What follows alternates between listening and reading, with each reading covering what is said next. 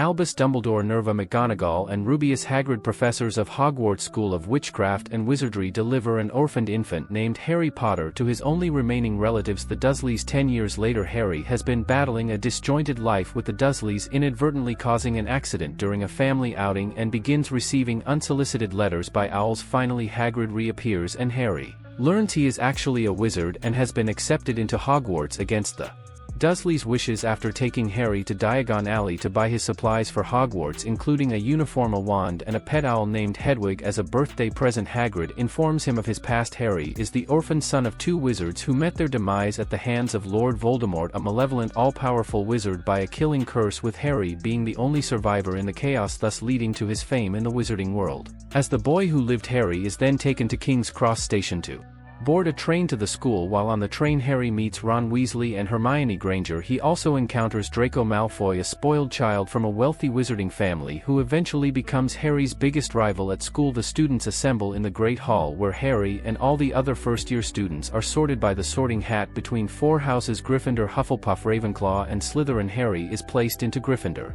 Alongside Ron and Hermione at Hogwarts, Harry begins learning wizardry and discovers more about his past and his parents. Harry is also recruited for Gryffindor Quidditch team as a seeker, which is rare for first-year students. While exploring the school one night, Harry and his friends discover a giant 3-headed dog named Fluffy in a restricted area of the school. They later find out Fluffy is guarding the Philosopher's Stone, an item that can be used to grant its owner immortality. Harry suspects that potions teacher Severus Snape is trying to obtain the stone in order to return Baltimore to physical form. The children learn from Hagrid the Fluffy will fall asleep if he hears music. Harry, Ron and Hermione decide to try and find the stone before Snape does, but discover that Fluffy is already asleep. To get past Fluffy and faced a series of safeguards, which include surviving a deadly plant known as Devil's Snare, a room filled with aggressive flying keys, and a dangerous life-sized game of. After getting past the tasks, Harry discovers that it was defense against the dark arts teacher Professor Quirrell who was trying to claim the stone, and that Snape was protecting Harry all along. Quirrell removes his turban and reveals a weak Voldemort to be living on the back of his head through an enchantment placed by Professor Dumbledore. Harry finds himself in possession of the stone. Voldemort attempts to convince Harry to give him the stone, but promising to bring his parents back from the dead.